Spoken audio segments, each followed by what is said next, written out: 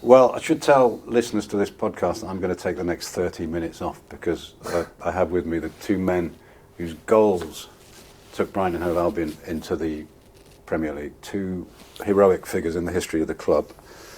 Bobby Zamora, and I'm joined, of course, by our usual co-host, Glenn Murray. I'm going to leave you to it in a minute, fellas, but Bobby, just tell us what you're up to these days, first of all. Do you know what? Now I am actually missing football. I'm missing football, yeah. That's what I'm up to quite often in the mornings, waking up and realising actually I'm never going to be able to go out there and do it again. I think that's probably because my body's broken. That real realisation is that you can't even go and do it on a Sunday now with a couple of pals. No,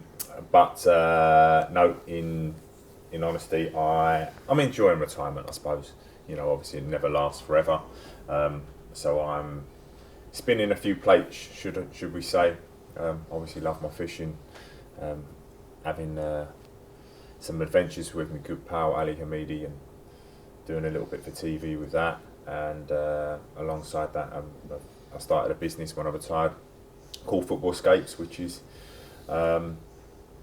ex-players Glenn, Rio Ferdinand, Michael Owen, Jamie Redknapp, Mark Noble, whoever it may be. Families can go away on holiday, book the holiday through us, and get a chance to train with these legends of the game, learn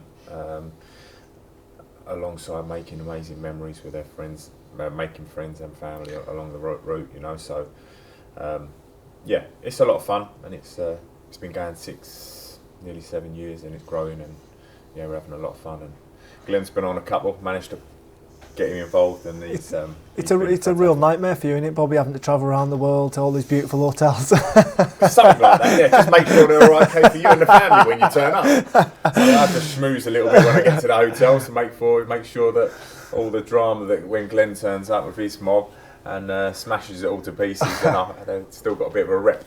But no, it's good fun. It's a good business, and I'm enjoying it. Well, now you come to mention that you're doing a bit of business together. Here's the killer question for you both. Could you have played together in the same side? I think we could, in the right side. I'm not going to lie, I'm not happy with how long it took you to answer that question. No, because I was thinking about the side that I played in. I was almost up top on my own. I always was as well. Paul Brooker on one side and Nathan Jones on the other, and they were just up and down, and just getting balls into the box. So I was thinking, right, you know, thinking about that team. But listen, in the right side, I think probably in the side that we're currently in, and even Graham Potter's one as well, you know, in terms of that many balls being cut back into the box for me and you, mate, honestly.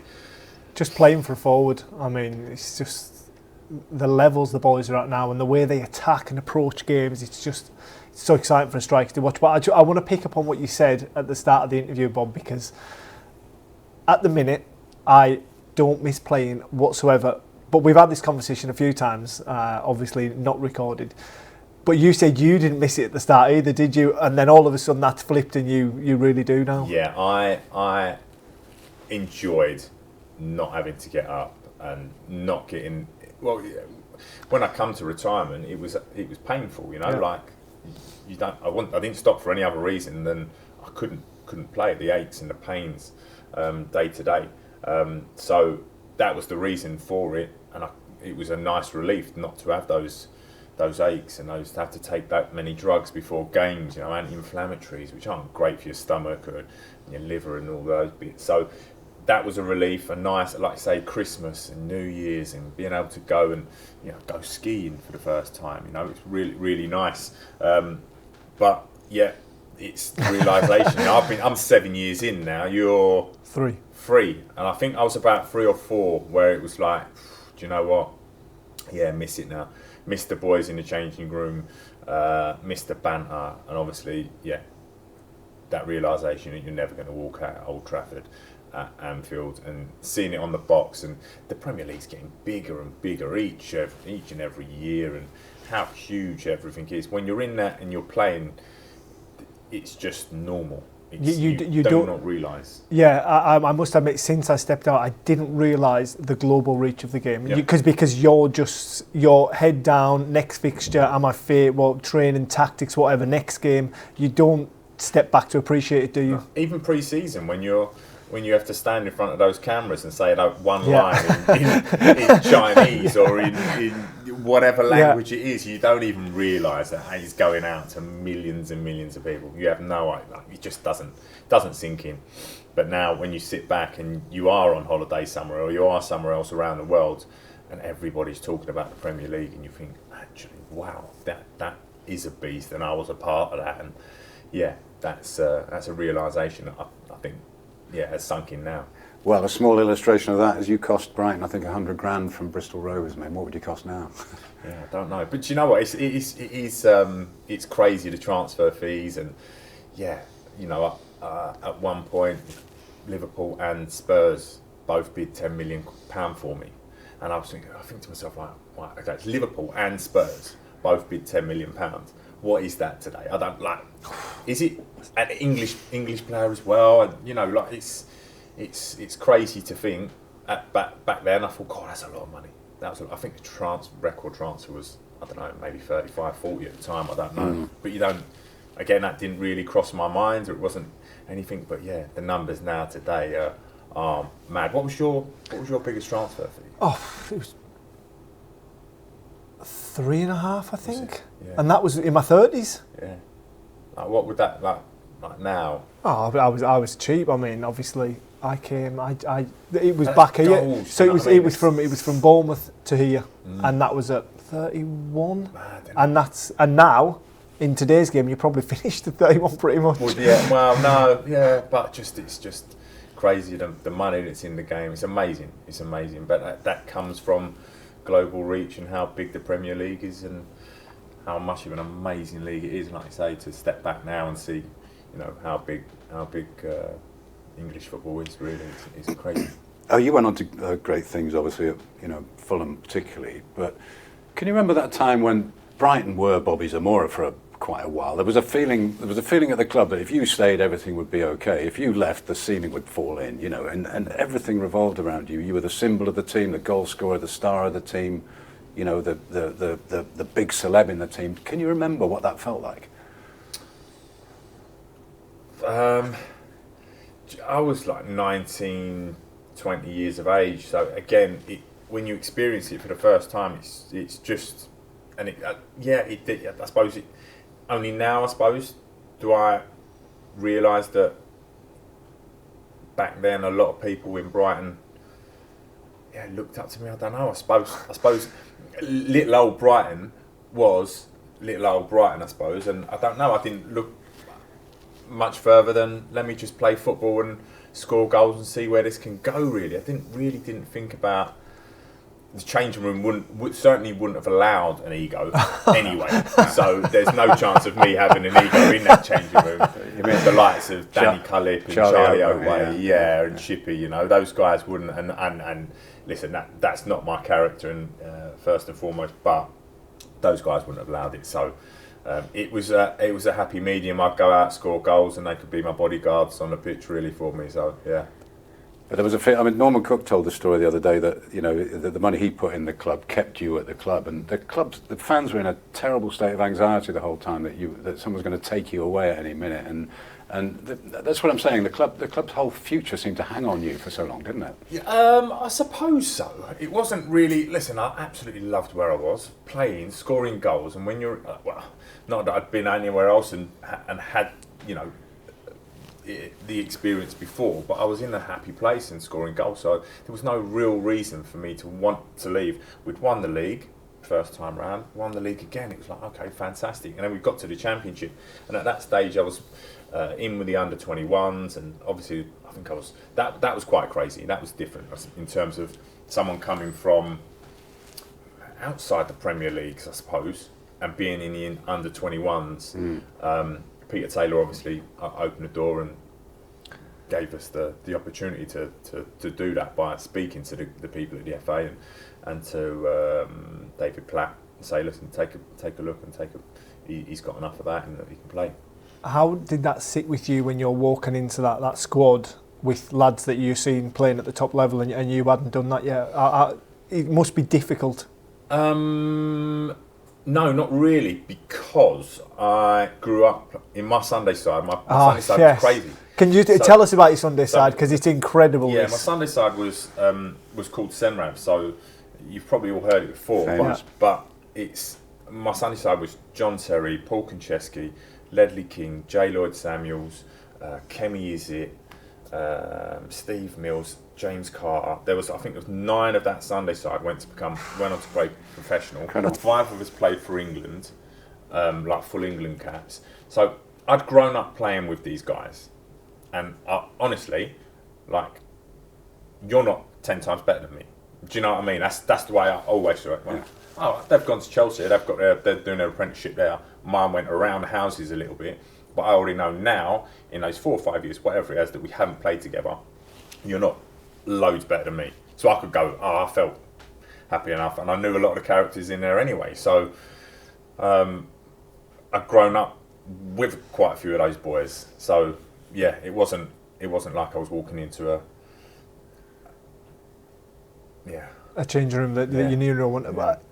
So you mentioned the players there, and I mean that's better than most academies that get to produce on a regular basis. But I suppose looking at those lads, and you said you went round the houses with what you did on Bristol, on loan at Bath, and then to Brighton. But did that add fuel to the fire that you knew in your mind, and you had that belief that they weren't any better than you, but they were getting loaded already? Did you want to like catch them up? Did it add? No, because I genuinely was just didn't think about those guys and what they're doing. I used to meet up with them after a game, so I would drive. I would drive as far as you could, like for an away game, wherever it may be. So Birmingham was the halfway point, and then you'd jump on the coach. I'd leave my car there, and on a Saturday afterwards, we'd get dropped off at Birmingham, and I would bomb it back to go out in Romford. Can you believe it? And you had a little tour, didn't you? We had a big group of boys. I mean, yeah, like I say, John Terry, Paul Konchesky, Joe Cole, Michael Carrick, because it was the West Ham lads as well that were in and around Romford. So, you know, most weekends we were all together. Where are you? We got so and so away. You'd usually have a little stowaway in that car with you, wouldn't you? Steve Sidwell. Yeah, Siddy would be there as well. Do you know what I mean? That's when we went into the bright lights at London as well. So yeah, listen, just you know, those guys, and like I say, going into that changing room with the under-21s, I knew quite a lot of guys, so it wasn't an uncomfortable place for me. You'd have the same feeling, Glenn, about your start in football, wouldn't you? That you came through that way. You came the hard way, didn't you? Yeah, and I think from my point of view, it made me appreciate getting to the top all that much more than lads who had a different route and had always been looked after. Like I look at lads in our academy now, and the academy is like, it's incredible. And I just think if you're taken out of this situation and you've got to go and play like on loan at, I don't know, I'll pick a club out and no disrespect them, but like Blackpool, like you will be like a fish out of water. Yeah. Whereas like me and Bobby, we started and we progressed and progressed and progressed. And I think it makes you a little bit more thankful. Definitely. I wouldn't change it for the world. I like going and playing at some of those stadiums on a Tuesday night, Scunthorpe on a Tuesday night away, do you know what I mean, in the FA Cup. So many amazing experiences. I remember, well, like I say, I was on loan at Bath before coming to Brighton, and the away games, we used to have a flask with beans and a couple of jacket potatoes that they'd put in at whatever time, and were wrapped up in foil, and you know, you'd sit on a coach and have your beans on and jacket potato on the way to the game. Just like at Fulham in the Europa League. Yeah, exactly, mate. So yeah, just mad, you know. And I wouldn't change it for the world to go there and step by step, and can I do this? Can I get there? And then finally get to the top, and to be able to run out at Wembley for your country is incredible. Yeah, Europa League final and playing for England, you did go all the way, didn't you? I mean, talking the Europa League, with that experience under your belt, what advice would you give these players about being in a first Europa League campaign? How is it different? Do you know what? I'm not a deep thinker though. Like outside, I used to go home from football, from training, and literally take the dog for a walk and just nothing. I suppose I got criticised a little bit once in a while about not watching a lot of football, because I always say, like, if you're a painter and decorator and you're painting walls all day, every day, don't go home and stick changing rooms on, do you? Like you don't. And then you get down the pub and what? Yeah, John goes, hey mate, what dulux do you reckon I should have? Either mat or emulsion, or everyone talking to you all the time. So when I went home, it would be switch off. Yeah. Yes, I used to watch your Barcelonas versus Man United, the big games or the big derbies, the ones that are on TV, but I wouldn't sit and watch Reading versus Burnley or anything like that. And some people, listen, fine, Danny Murphy, watch every single game out there. Every single game. Me, wasn't for me, but I just would go home, switch off. Sorry, I've lost the question there. Oh, it was about him playing in Europe. Yeah, sorry. That was a bit far. I went off on one now. Advice. Well, yeah, like I say, I wasn't a deep thinker, so I would just go home and switch off and just take every game. All right, who have I got coming up? Yeah. Don't really know who you are. The guys who give you the laptop and this is who you're playing against.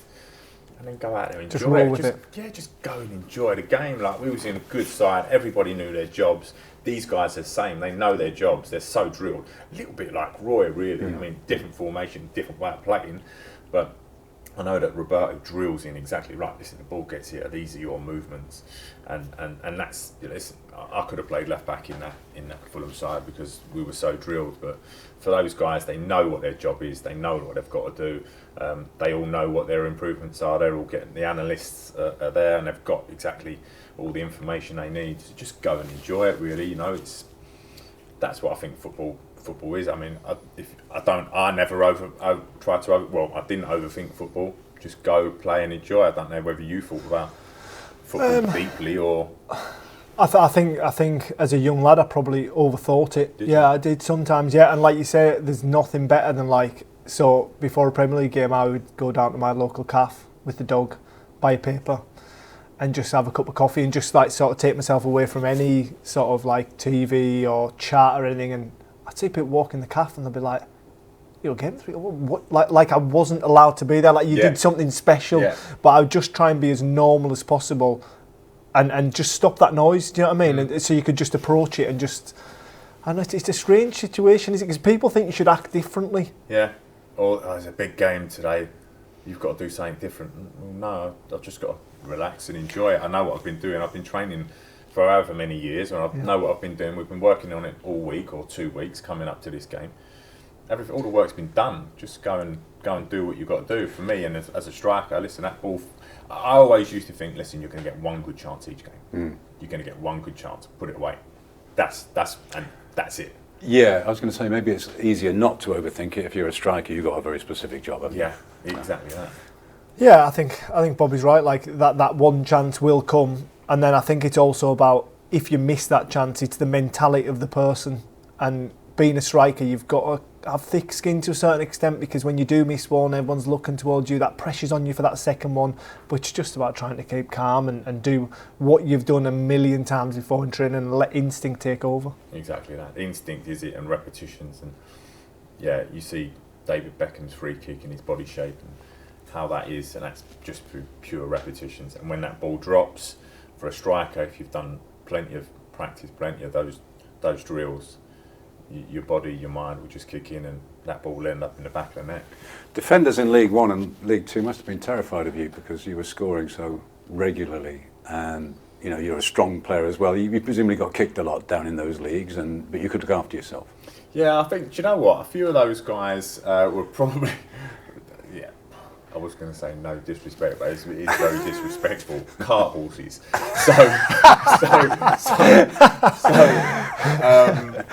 Yeah, listen, they weren't the most nimble, but if you put the ball in the air, they would certainly put their head, elbow, and everything else through the back of you. But for me, it was just play the balls down the side. Bozzy and Jonesy getting the balls in the box, and a few understandings, a few movements that we all knew, and you'd create chances. And yeah, it was. It just seemed to come.